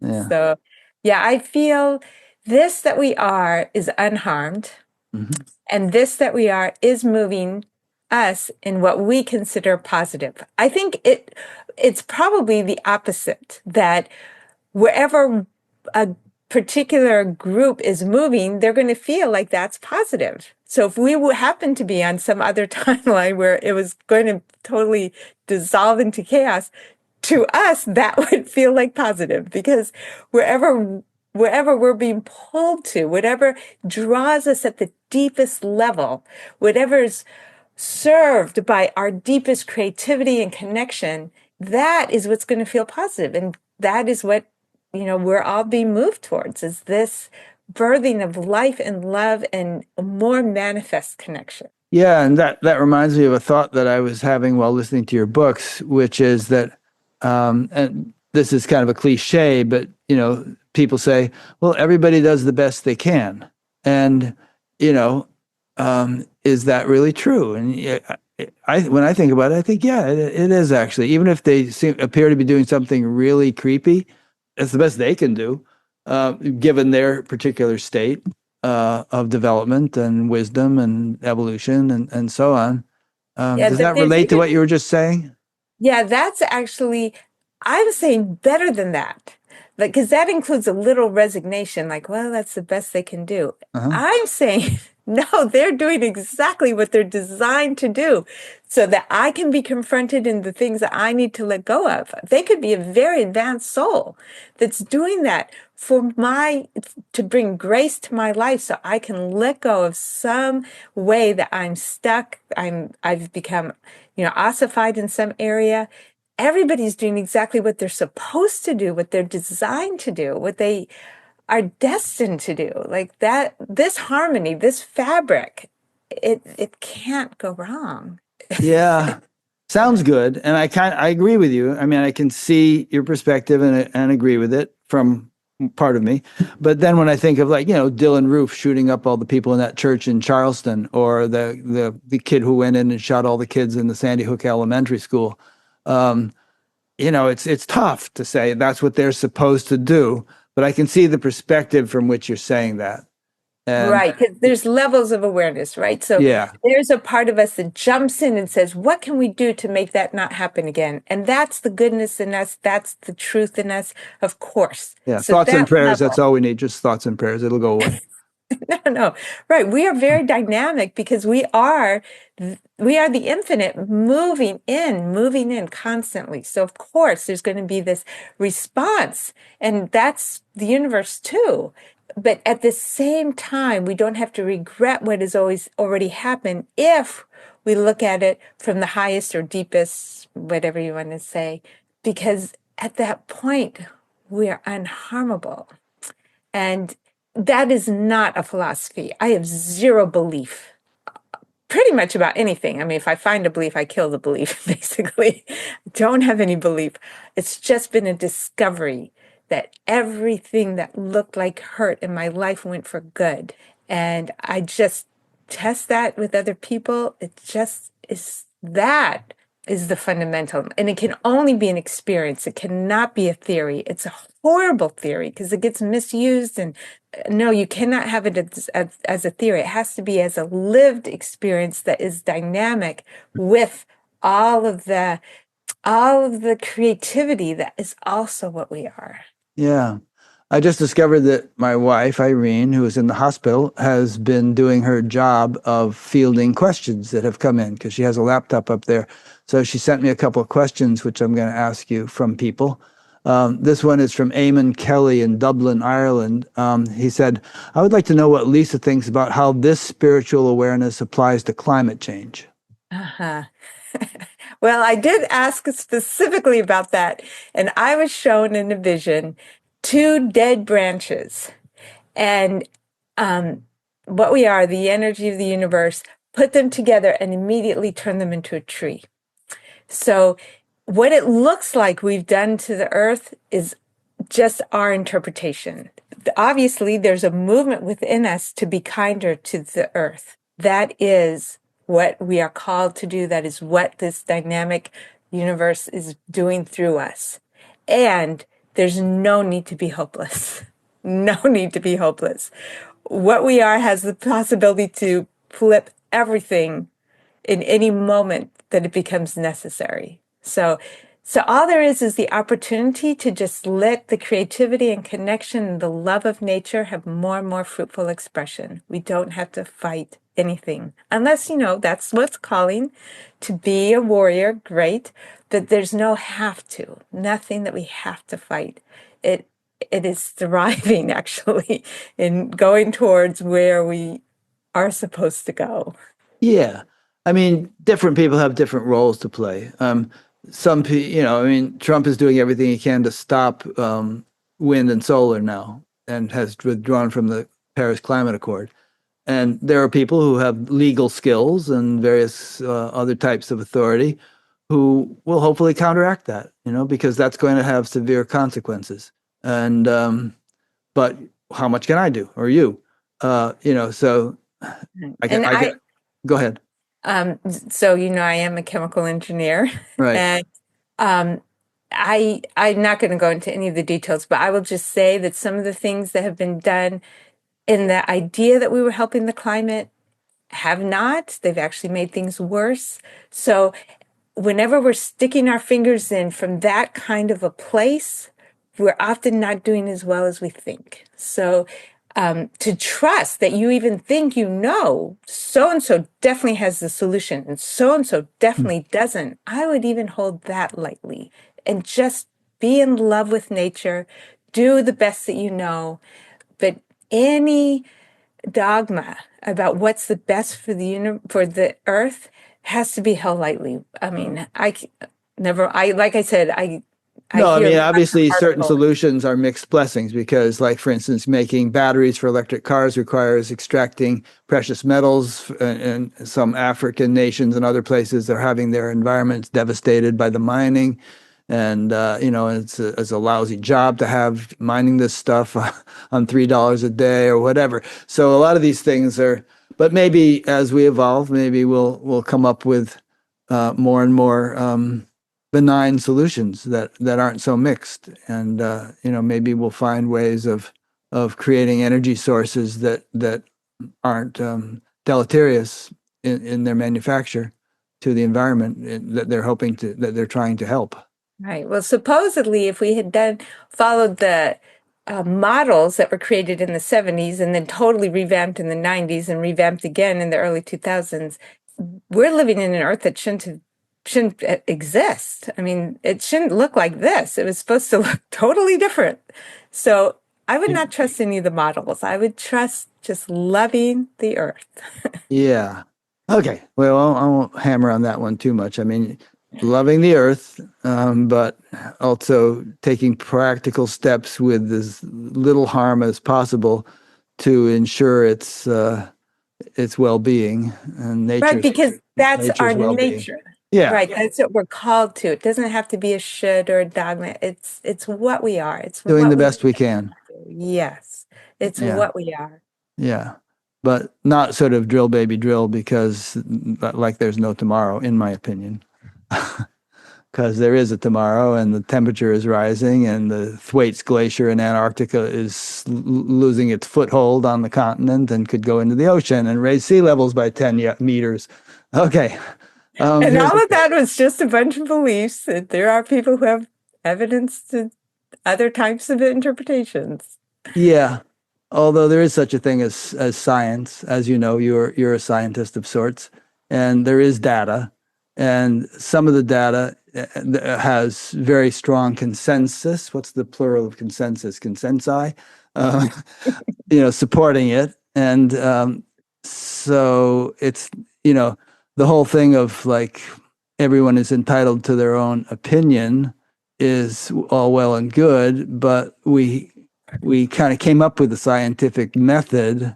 Yeah, I heard a great quote. I like this one. It's from Aldous Huxley. He said that the greatest contribution of the scientific revolution was the development of the scientific method itself and the concept of the working hypothesis, because it got us away from believing things without any substantiation. Things have to, if we're going to form a belief, we have to be able to pony up and provide evidence supporting it. And science works by virtue of consensus. And, consensus, go ahead. I mean, okay, so that is a dogma that I see there are elements that are true, and there's elements even in that I couldn't say resonate with what we are. Like what?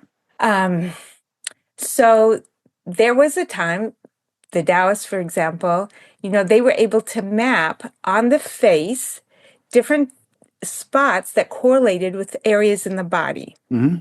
Now, modern medicine is discovering the same thing. They Great. can do thermographic analysis of the face, and lo and behold, it's there. Great. Now, how did the Taoists find that? It was not by the scientific method. They found it because they were listening very intently internally to their system and discovering the innate wisdom of their system, and they discovered it. Now, when you stop that kind of listening and you go to the scientific method is really good at finding generalities, and it's terrible at finding the specifics of individual uniqueness. So then you have to, okay, well, let's use the scientific method differently. We're going to narrow down our populations, and we're going to try to include more and more causes, because if we just focus on 10, that's enough. It turns out we have to focus on 200. And so the scientific method might eventually get us there, but the listening got us there already. So I would say I'm not against the scientific method, but I'm just saying it has some limitations. We're trying to hone it and get it to be better, but this inner listening got us there pretty fast. So I'm not going to discard that either. And some people really do have a way of listening to their body, and their body will tell them, I need this substance, I don't need this substance. And later, the scientific method will eventually prove it. But I'm not going to tell them no, because if they have learned to listen to their body, they got there faster than the scientific method. So I can't tell them the scientific method says you need this substance in your body, because maybe they don't. And maybe the scientific method will validate that far into the future. Oh, I agree with everything you just said. As I said, my wife is in the hospital right now, and I was there the other day, and this pharmacist Nazi came in and said, "I want to know everything you brought with you here." And so I said, "Oh, here we have some vitamin C, we have some vitamin D, these few things." And she was just taking notes. I thought, "Oh, that's nice. She wants to know what Irene is taking." And she said, "Well, we're going to have to either lock all those up, or you're going to have to take them home with you, because we can't let you take anything that you have brought yourself." And so I'm sure no hospital authorities are watching this. So after she left the room, we just hid the stuff. um, so, I mean, obviously, science gave us the atomic bomb. Science has given us all kinds of things that have destroyed the environment, and petroleum refinement and many other things. But, science was a necessary corrective to the Middle Ages, in which you could be burned at the stake for suggesting that the stars might be other suns like our own and might even have planets around them. Someone was burned at the stake for suggesting that. And all kinds of nutty ideas were propagated and enforced. And so the whole idea of the working hypothesis, where you really have to show a consensus of evidence for your hypotheses, has been a pretty good system. But as you say, the whole thing of objective means of gaining knowledge has predominated because we have, for the most part, lost the subjective means of gaining knowledge, intuitive, inner vision kind of knowledge. And that's, I think, why science has been such a mixed blessing and has done so much harm, and the technologies that science has spawned. So I think we don't want to throw that out, but we need to counterbalance it with a commensurate degree of inner development. And so then, the powerful tools of science will no longer be like guns in the hands of children. They'll be able to be used wisely in conjunction with inner wisdom. Yeah, and I mean, this was a lot of mind stuff, and I just want to bring it back to present moment. There's an inner wisdom, and I trust each person for their path. And I don't want any outside authority as they are, they're doing exactly what they're supposed to do. And the the idea that there's an outside authority who has figured it out, I feel like this is moving towards the end of that. But even if I'm wrong, I could be totally wrong. What we are is unharmable, and what we are is going to thrive through each of these stages. So there's not a need to figure it out. There's just going to be discovery and discovery and discovery. Yeah. Well, sure, what we are is unharmable. I mean, as the Gita puts it, know that to be indeed indestructible, by which all this is pervaded. None can work the destruction of this immutable being. And that's fine for being. But individual beings have varying degrees of wisdom. And as Lao Tzu and the Tao Te Ching and other, such traditional teachings say, the degree to which you need laws and societal controls like that is proportional to the degree to which people are in tune with the Tao or not so. And in a society in which being in tune with the Tao were the norm, wouldn't hardly need any laws or much government. Everything would just be hunky dory, spontaneously. But a society which is very much out of tune with that needs some laws, because otherwise you have people who are way out of in tune with the Tao, doing whatever the heck they please and creating problems for everyone. and um, and my book, An Unprincipled Life. Mm-hmm. Every principle can be held lightly, even that one. I mean, maybe it's going to be the opposite, that you don't wait for the entombment to show up and then release the laws. It could end up that we release the laws and then that creates the entombment to flourish. I mean, Okay. I don't even know. I can't hold any particular concept as a definite. So we can get rid of all the speed limits and the stoplights and all that stuff and let people just kind of work it out and drive however they want. It might happen that way. I really don't know how it's going to happen.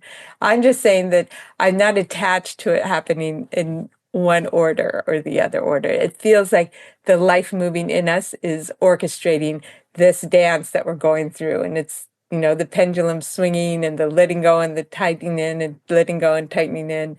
it feels like this dance is perfect, really. Yeah. And I'm not taking sides in that. Okay. Next question. This is from Jamie Mack in somewhere in the US. I'm curious what your thoughts are about the role or selection of content in your life. He put the word content in quotes. For example, if are you able to watch our current political situation unfold without angst? And what are your thoughts about the impact TV, movies, news have on our lives? And we might also throw social media in there. Yes, that's a great question. Um, I am totally at peace with everything happening politically, everything. It just feels like what we are is not being harmed. And like I said, I know everything negative that's happened to me has brought forth an opportunity to discover, oh my gosh, I'm stronger than I knew. I'm more self-sufficient than I knew. I have more support than I knew. I am more courageous than I knew. It doesn't matter what it was. So I don't have any angst for anybody going through anything. That doesn't mean that I don't participate in the things that I think are helping. I have a lot of participation, but the but I don't have any angst about it. I don't have any resistance about it. It does feel like it's a dance. It's perfectly choreographed because I have explored every single one of those in myself, and I'm not afraid of anything I see in myself. Any time that I've become more selfish or any time that I've become more manipulative or somehow the universe works even that out. Now, what amount of time do I give to that? That's something totally different.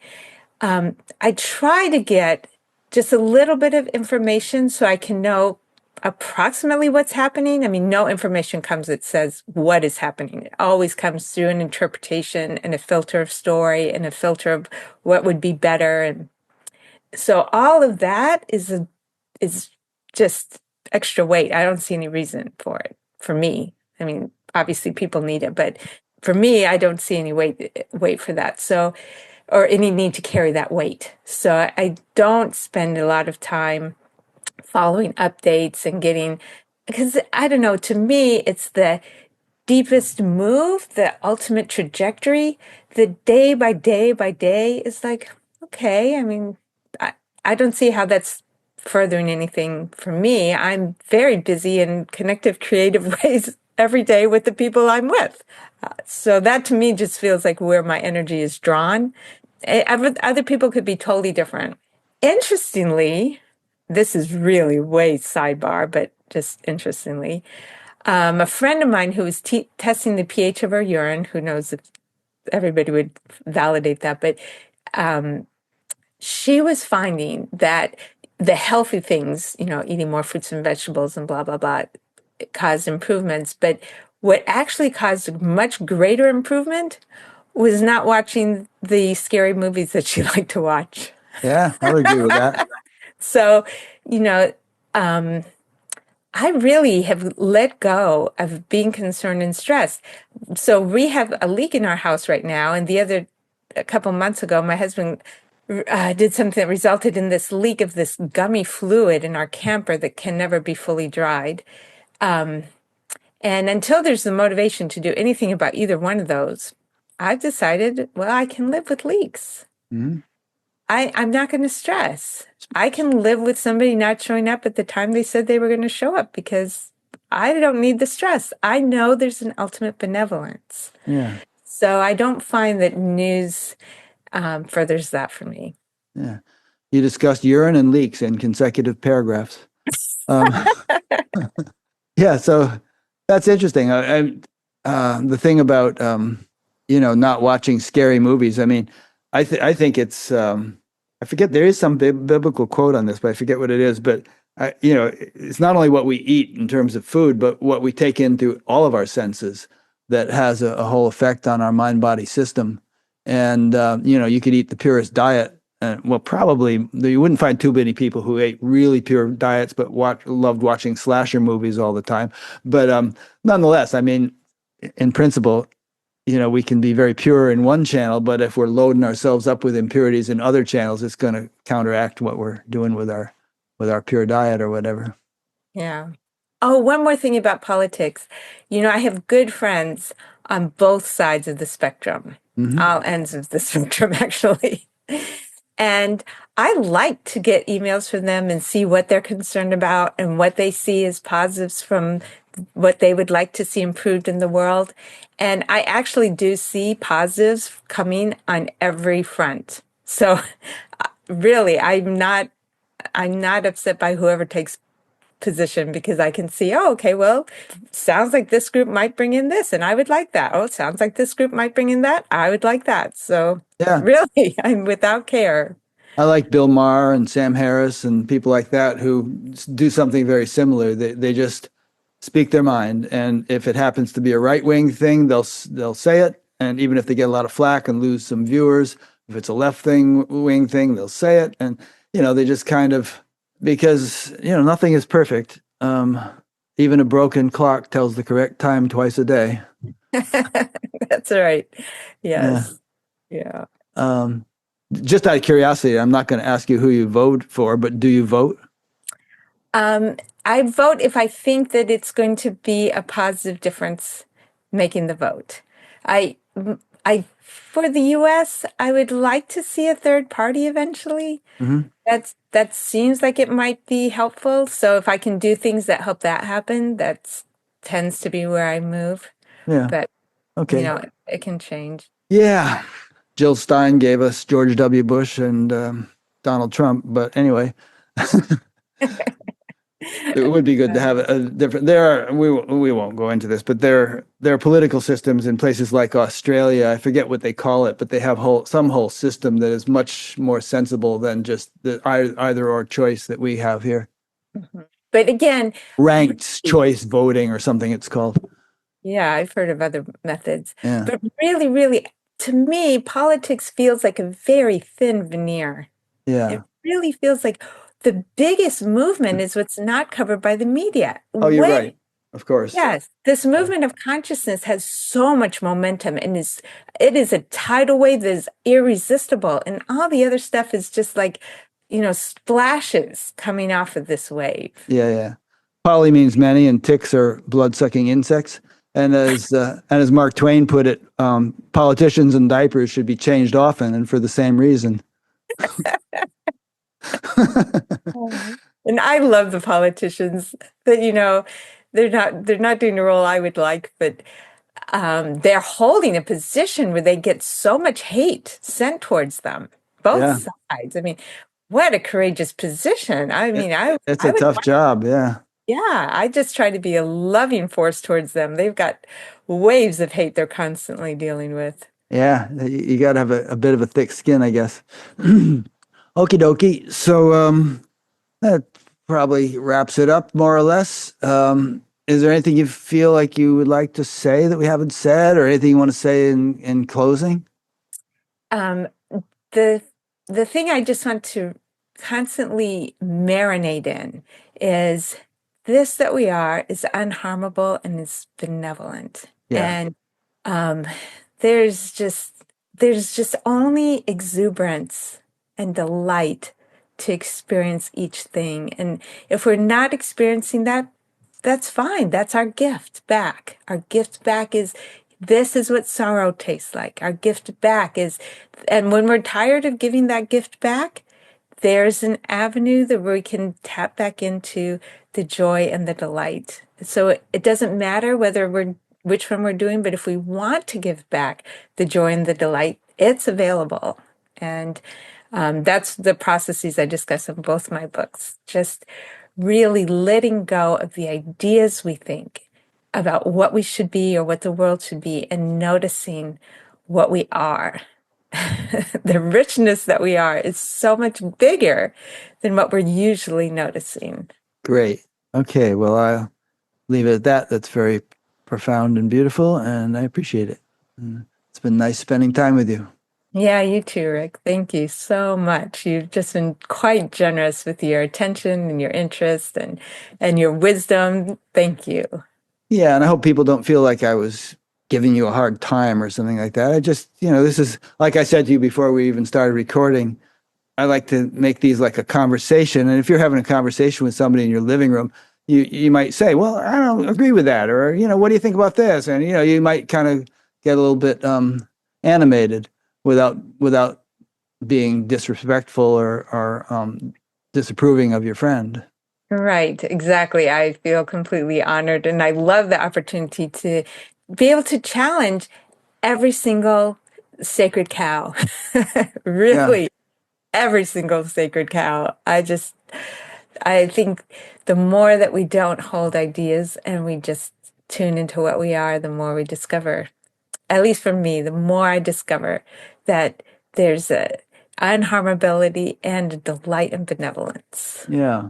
Challenge, good. Yeah, I agree with challenging. Everything should be susceptible to challenge, but that doesn't mean that everything is equally valid or invalid. Things stand on their own merit or fall for lack of it. And you just have to kind of be discerning and discriminating about many things, including spiritual teachers for that matter, who are not all equally meritorious or ethical. Right. But I can only make that choice for myself. Exactly. Right. I'm Make not it. saying there should be some universal standard. Right, right. Yeah. Okay. So good. Well, thank you very much. And thanks for those who've been listening or watching. And we'll see you for the next one. Yeah, big hug. Big hugs to everybody.